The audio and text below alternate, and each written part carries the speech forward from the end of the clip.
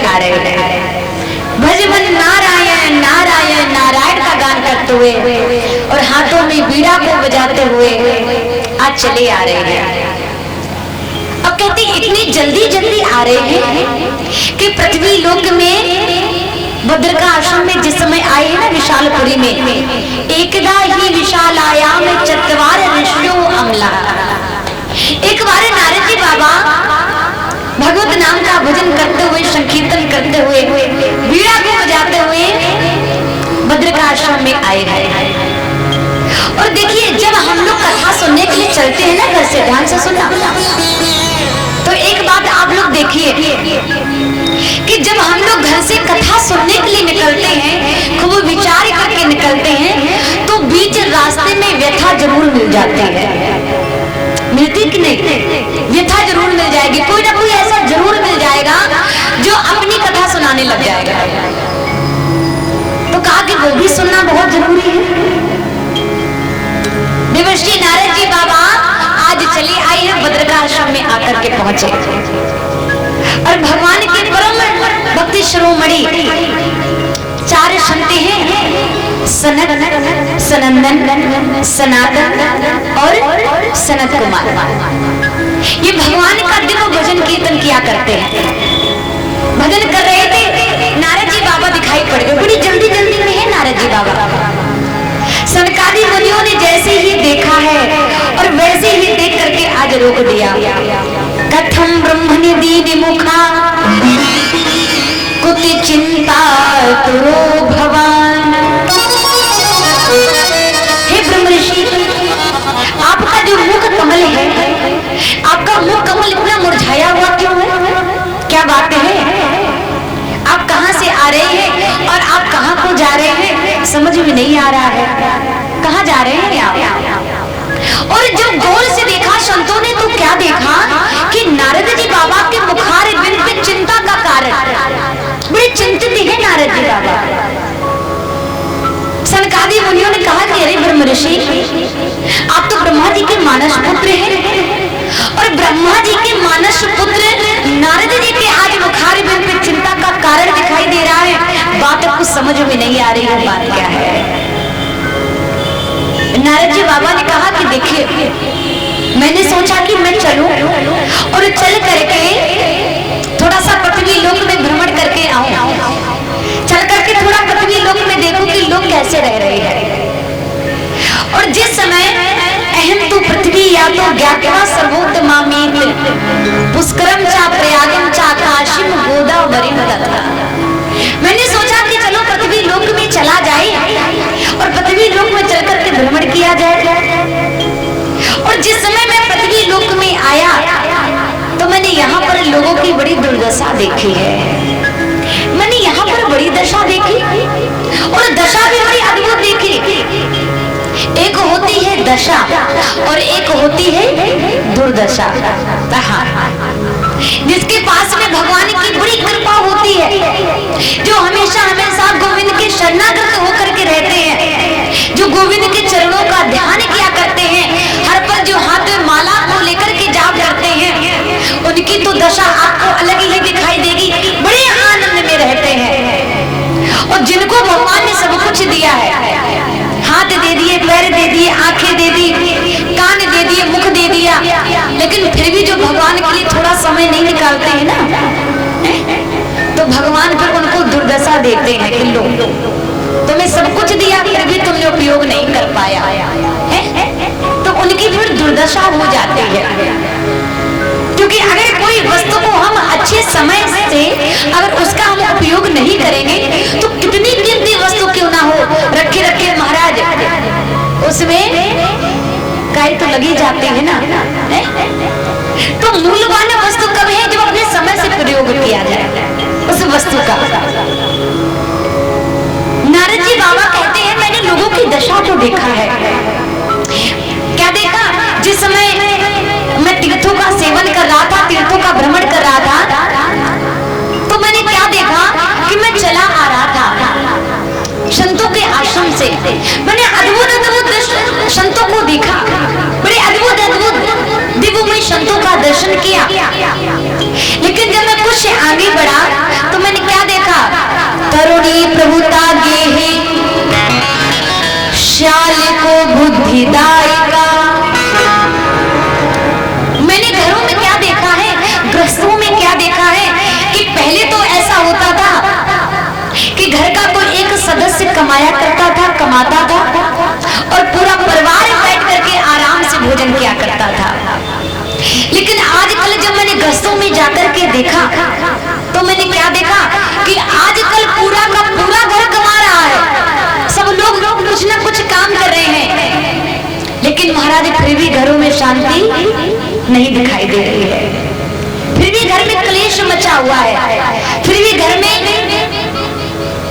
सभी भाइयों से भक्तों से अनुरोध है, कृपया चप्पल पहन करके बिल्कुल भी ना, बिल्कुल भी भ्रमण ना करें।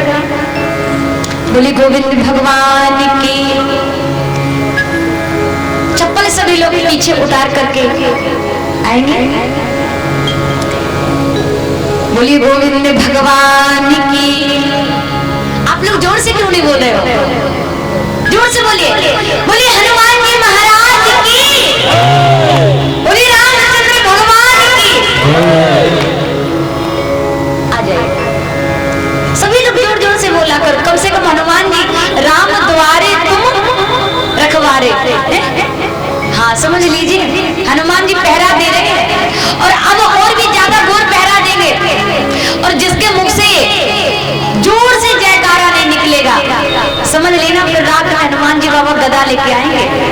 हाँ इसलिए सभी लोग खूब जोर जोर से बोलिएगा। हाँ बोलिए शंकर भगवान की। क्या बात है। अब लग रहा है कि दिव्यापुर में प्राचीन हनुमान बाबा जी के मंदिर में कथा चल रही है। बड़े सुंदर, बड़े दिव्यमयी, भक्तों का बड़ा सुंदर दर्शन है। नारद जी बाबा कह रहे हैं कि मैंने घरों में क्या देखा, परीक्षित जी मैंने घरों में देखा कि पहले तो एक सदस्य कमाता था, सभी लोग खाते थे, पर अब तो सबके सब कमा रहे फिर भी शांति से कोई नहीं खा पा रहा है। कारण क्या है? कारण बस एक ही है। लोगों से कहो भगवान का भजन करो तो लोग कहते हैं कि समय आएगा तब भगवान का भजन किया जाएगा। जब समय आएगा तब भगवान का भजन किया जाएगा। लोगों से कहो थोड़ा दान पुण्य कर लो तो लोग कहते हैं कि हमने कौन तो बुरा कर्म किया है जो हम दान पुण्य करें। अरे बुढ़ापे में करेंगे, देखा जाएगा। तो ये बताइए, भजन करने का समय नहीं है, बाकी चुगली करने का, बुराई करने का तो बड़ा समय लोग निकाल लेते हैं। अरे ये बताइए, भगवान का भजन करने का भी कोई समय होता है क्या? और क्या पता जिस समय की प्रतीक्षा में हम सभी लोग बैठे हों वो समय ही ना आए, और वो समय आ जाए जब चार व्यक्ति हमको कंधे पर लेकर के चलने लग जाए। इसलिए हमारे संतों का भाव है, संत कहते हैं समय तो अपने समय से आता ही रहता है, समय की प्रतीक्षा मत करिए। क्यों? लोग कहते हैं कि हम ऐसा काम कल करेंगे, हम ऐसा काम कल करेंगे, कल तो महाराज किसी ने देखा ही नहीं है। जीवन में कल क्या होता है? आज ही है जो भी कुछ है, जो हम जी रहे हैं वही समय हमारा सबसे बड़ा दिव्य है। एक क्षण में क्या हो जाए किसी को पता नहीं है। वक्त की कीमत समझता, वक्त की कीमत समझता। संतों का कहना है वक्त की कीमत समझता, वक्त ढल जाने के बाद वक्त की कीमत समझता। शांत वाली भैया, वक्त ढल जाने के बाद वक्त की कीमत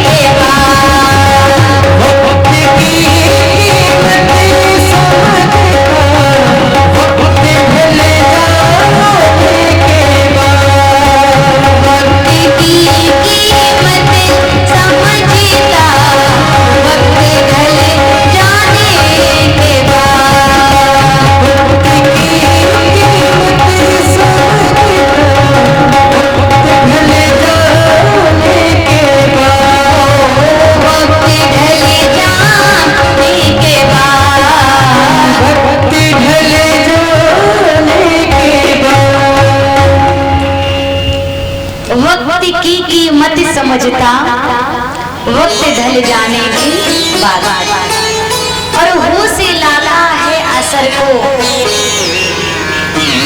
उम्र ढल जाने के बाद। नारद जी कहते हैं मैंने घरों में देखा, पहले तो लोग खूब भगवान का भजन करते थे, अब तो लोग दिखावे की पूजा ज्यादा करते हैं। बाकी अध्यात्म पूजा तो बहुत कम होती है। मंदिर जाएंगे तो 4-4 घंटा महाराज पता नहीं मंदिर में क्या करते रहते हैं, समझ में नहीं आता। किसी ने कहा कि एक छोटा सा बालक था, तो एक दिन एक बालक मेरे पास आया और बोला कि हमारी दादी अम्मा अभी 60 वर्ष की हो गई है, 60-70 वर्ष की हो गई है, फिर भी 4-4 घंटे पूजा करती है।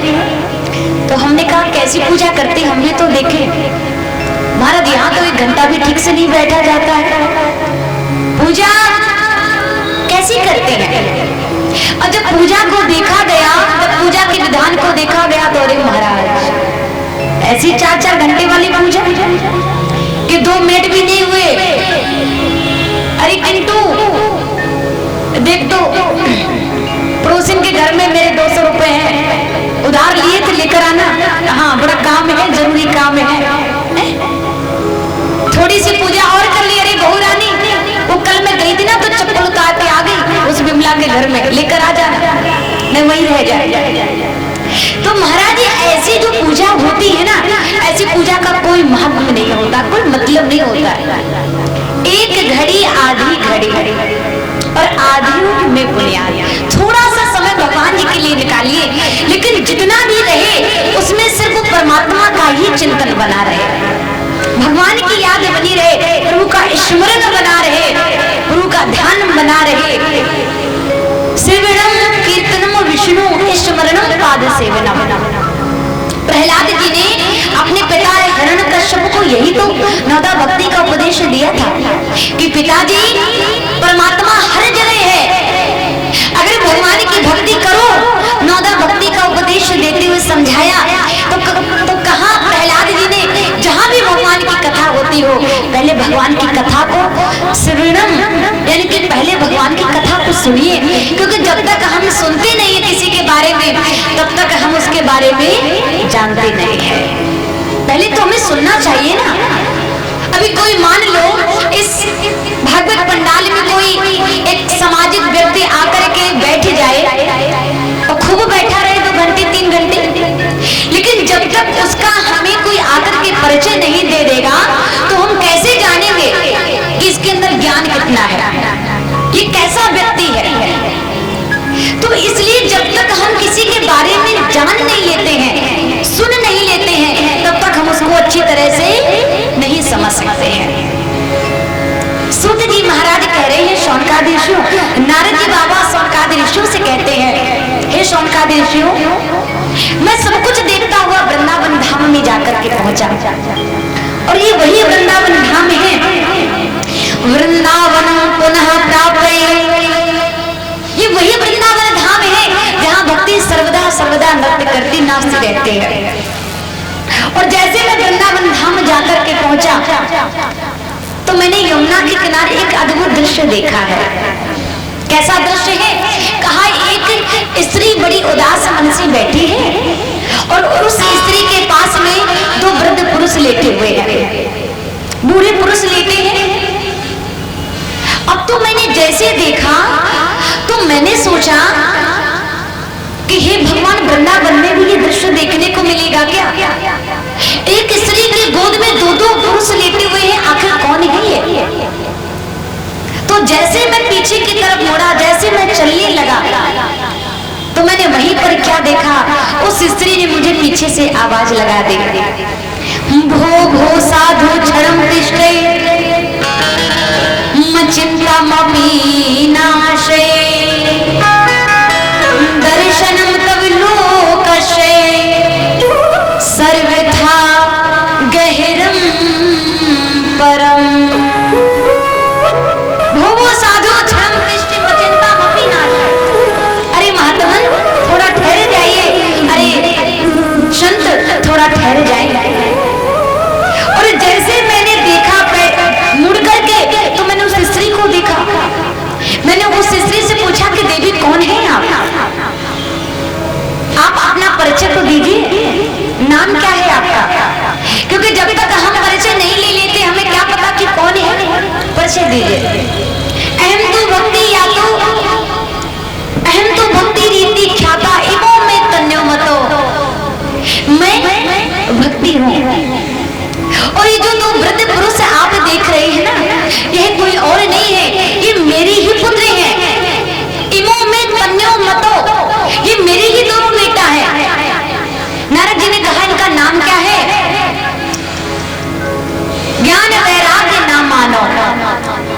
काल योगेन जर्जरो। इन मेरे पुत्रों का नाम है ज्ञान और वैराग्य।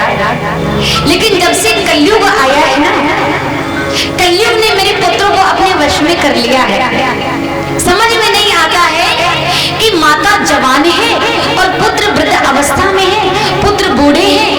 ये कोई अच्छी बात तो नहीं है। लोग देखेंगे तो क्या सोचेंगे, माता जवान है, माता नवीन है, और देखो पुत्रों की अवस्था देखो। नारद जी बाबा कहने लगे, मैंने सोचा मुझे क्या करना चाहिए।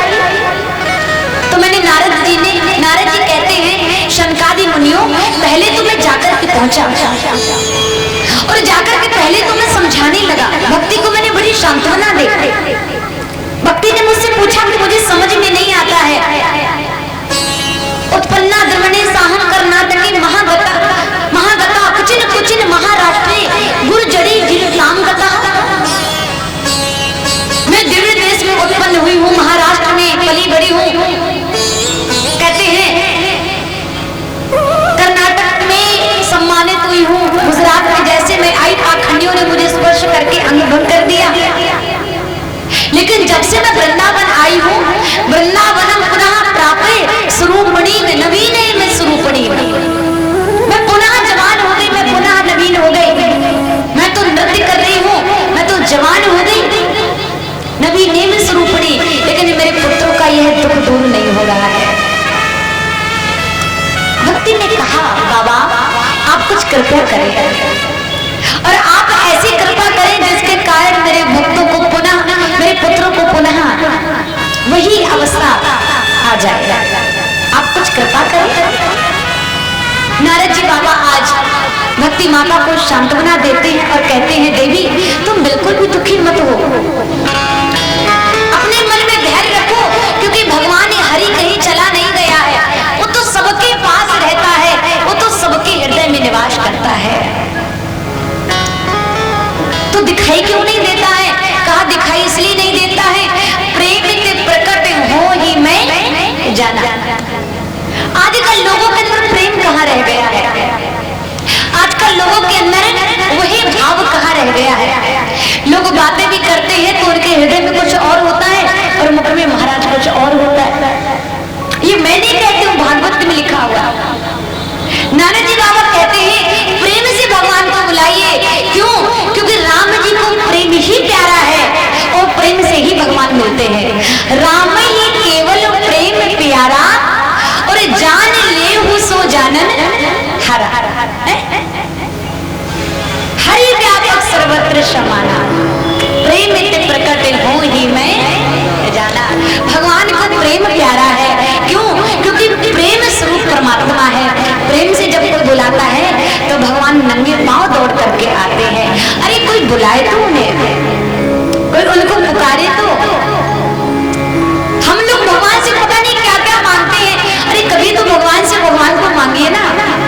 कैसे मांगेंगे? कि राम को मांग ले मेरे प्यारे, प्रभु को मांगिए। और जब भगवान से भगवान को मांगेंगे तो बिन मांगे मोती मिले, मांगे मिले ना भी भगवान सब कुछ दे देते हैं। बड़े सक्षम है प्रभु। कि राम को मांग ले मेरे प्यारे, कि उम्र भर